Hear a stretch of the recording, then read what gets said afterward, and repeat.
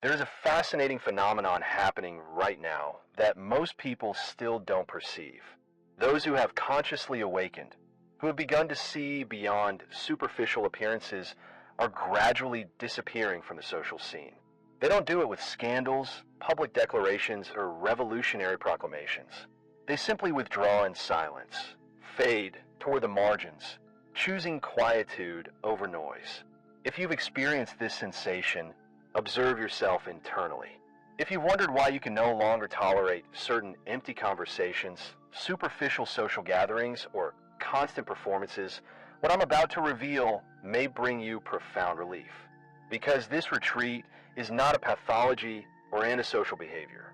It is, in fact, the most organic and natural response when someone reaches a state of expanded consciousness. What does awakening really mean? Let me clarify what I mean by conscious awakening. I'm not referring to reading some books on spiritual philosophy or having pleasant concepts about universal unity. I'm talking about that transformative instant when the veil of illusion falls and you perceive that practically everything people do is a form of collective sleepwalking. They're playing pre-established roles, repeating automatic dialogues, moving through mechanical routines, completely unaware that they remain asleep.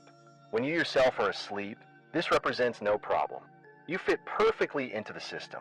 You can maintain trivial conversations and feel completely comfortable.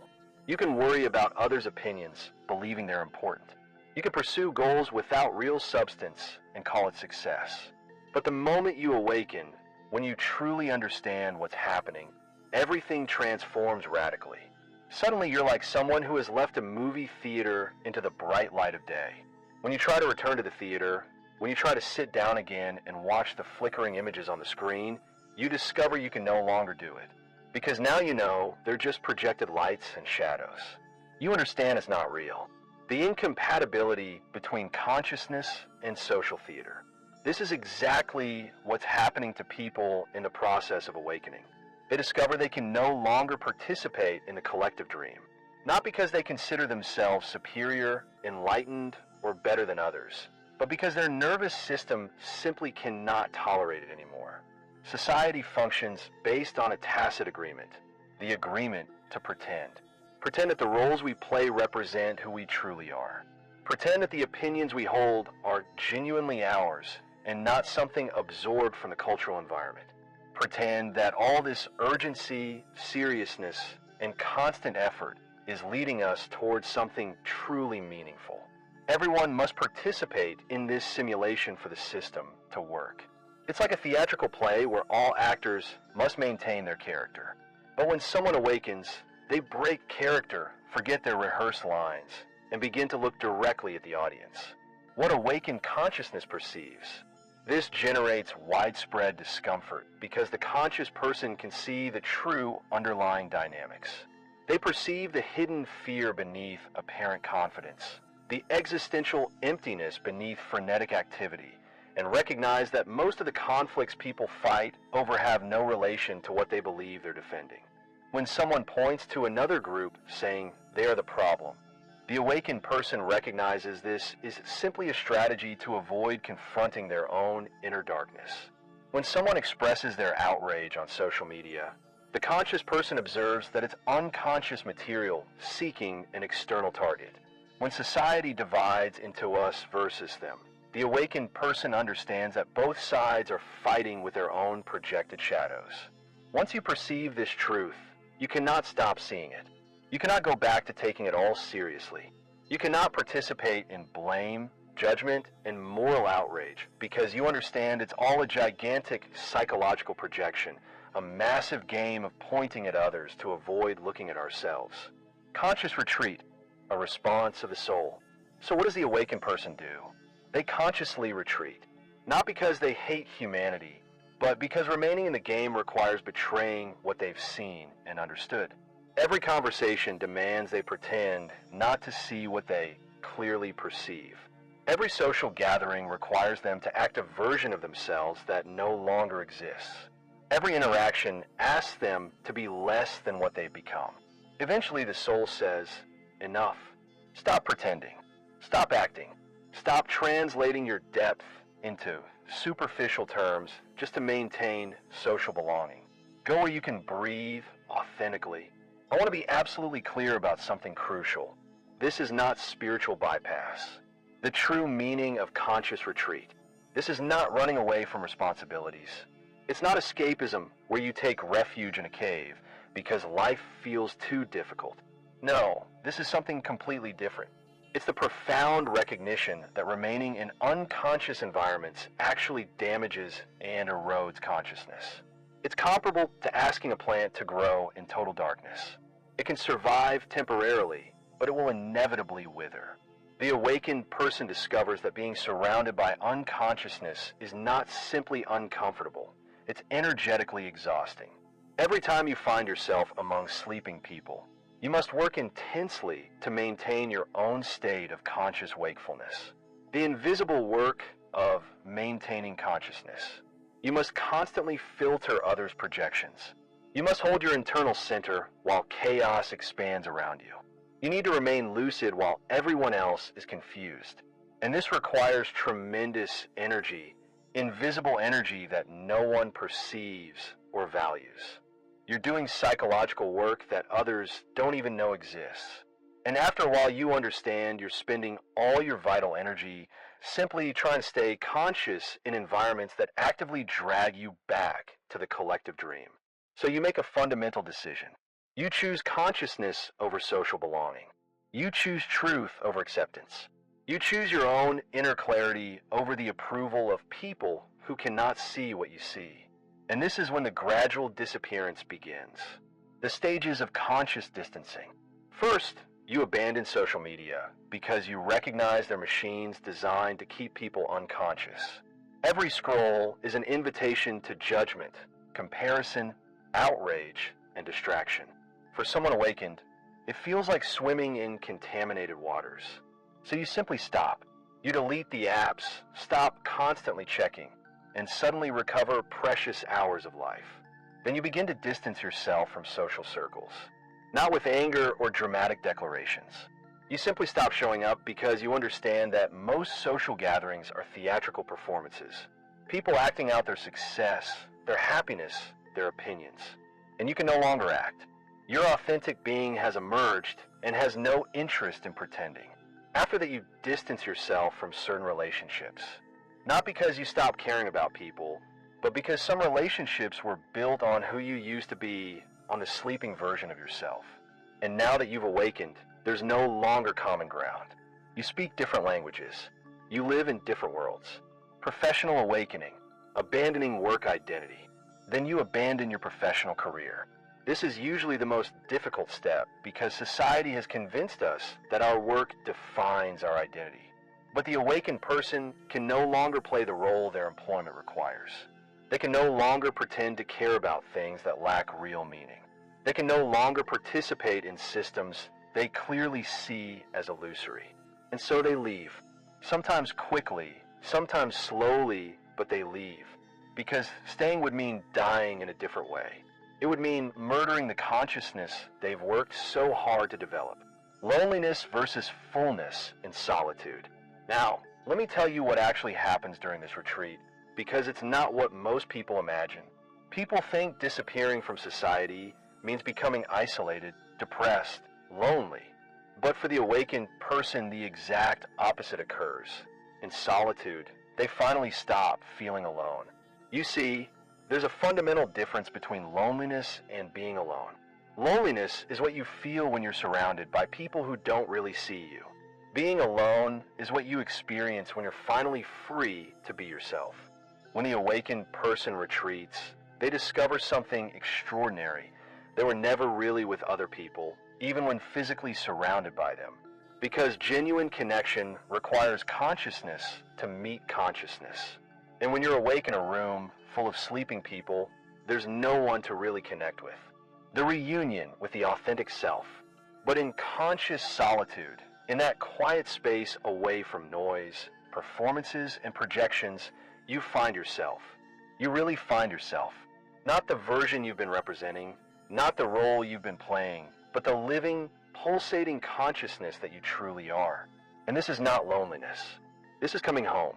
In this sacred space, you can finally hear your own thoughts without constant interference from others' opinions. You can finally feel your own emotions without absorbing everyone else's feelings. You can finally discover what you truly want, what you genuinely believe, who you truly are. This is what I call the hermit phase, and it's absolutely essential for anyone experiencing conscious awakening. You cannot transform while maintaining all your old connections and commitments. You cannot become a butterfly while still living as a caterpillar. There must be a retreat, a cocoon process, a period of deep inner work. The hermit phase, integration, not escapism. During this sacred time, the awakened person is not fleeing. They're integrating. They're processing all the unconsciousness they've absorbed for years. They're healing the wounds that arose from pretending to be someone they weren't. They're developing the inner strength to hold their truth, even when everyone around them remains asleep. This is hard work, much more demanding than remaining asleep. Because when you're awake, you can no longer blame others for your suffering. You can no longer project your darkness onto convenient targets. You can no longer avoid your own depths by keeping busy and distracted. You must face it all the fear, all the pain, all the ugliness you've been avoiding. And you must do it alone because no one else can do it for you. The gift of conscious autonomy. But here's what's beautiful about the process. Once you've done this work, once you've integrated your shadow and found your authentic self, you no longer depend on others for your sense of reality. You no longer seek approval, validation, or external belonging. You found something infinitely more valuable. You found yourself. And from this place of internal anchoring, if you choose to return to society, you return transformed. Not to participate in unconsciousness, but to offer something different, a different frequency, an alternative possibility. The border dweller, living between two worlds. You become what I call a border dweller, someone who lives on the boundary between the sleeping world and the awakened world. You're present, but not absorbed. Available, but not dependent. Engaged, but not entangled. You might work with individuals who are beginning to awaken. You might create art that speaks to the depths of the soul. You might write words that serve as maps for other souls in the process of disappearing. You might simply live your life in such an authentic way that others begin to wonder if there's another way to be. But you never fully return to the mainstream. You can't, because once you've tasted consciousness, you cannot go back to sleep. Once you've touched your authentic being, you cannot return to playing a role. Once you've seen through the game, you cannot pretend it's real. Is conscious retreat selfish? Now, I know what some are thinking. Isn't this selfish? Shouldn't we remain engaged and try to help awaken others? Shouldn't we work to change the system from within? And this is what I want to answer. You cannot give what you don't have. If you haven't fully awakened yourself, if you haven't done your own inner work, if you haven't integrated your own shadow, then you have nothing real to offer others. You'd just be another sleeping person trying to awaken other sleeping people. You'd be projecting your own unconsciousness while claiming to be enlightened. You'd be spreading more confusion while thinking you're bringing clarity. The most loving action, your own awakening. No, the most loving thing you can do is fully awaken yourself. Do the deep work of integration. Become genuinely conscious. And then, from that place of real awakening, you could be available for others who are ready. But understand this, most people aren't ready. Most don't want to awaken. They want to keep dreaming their dreams, playing their games, performing their roles. And that's perfectly fine. It's their right. Your job is not to awaken them. Your job is to awaken yourself and then be available silently, gently, without force or evangelization for those who are beginning to stir in their sleep. Why the awakened are disappearing. This is why the awakened are disappearing. They go where they can be real, where they can breathe, where they can continue developing their consciousness without having to constantly defend it, explain it, or dim it to make others comfortable. They're finding each other in small circles, in quiet spaces, on the margins of society, creating islands of consciousness in a sea of unconsciousness. They're creating small refuges of consciousness in an ocean of collective dreaming. They're building alternative ways of living that don't require them to betray themselves. And this is not abandonment. In fact, it's the most responsible thing they can do, because the collective doesn't need more people participating in its unconsciousness. It needs people who have done the hard work of awakening. It needs living examples of another way of existing. It needs individuals who have found their authentic being. Listen to your soul's call. So if you're feeling the pull to disappear, if you find it increasingly difficult to participate in conventional society, if you're losing interest in the games, the performances, and the constant noise, then listen to that call. It's your soul inviting you to come home. It's your consciousness asking for the space it needs to fully emerge. Don't resist it. Don't feel guilty about it. Don't try to force yourself to stay involved with things that drain you energetically. Give yourself permission to retreat. Give yourself permission to be alone. Give yourself permission to disappear temporarily. This is not permanent. You'll return when you're ready, but you'll return as someone transformed, someone whole, someone authentic, someone who can offer real consciousness instead of just more unconscious performance. Inner work in solitude, the world's true need. And meanwhile, use your solitude wisely. Do the inner work. Integrate your shadow. Find your authentic self. Develop your consciousness. Because this is what the world really needs. Not more people pretending to be awake, but people who have genuinely awakened. The spiritually awakened are disappearing because they must. Because consciousness cannot develop in unconscious environments. Because authenticity cannot emerge while playing a role. Because truth cannot be found while participating in collective lies. Allow yourself to go without guilt. So let them go. Or rather, if you're one of them, allow yourself to go. Retreat without guilt. Disappear without apologies. Be alone without experiencing loneliness.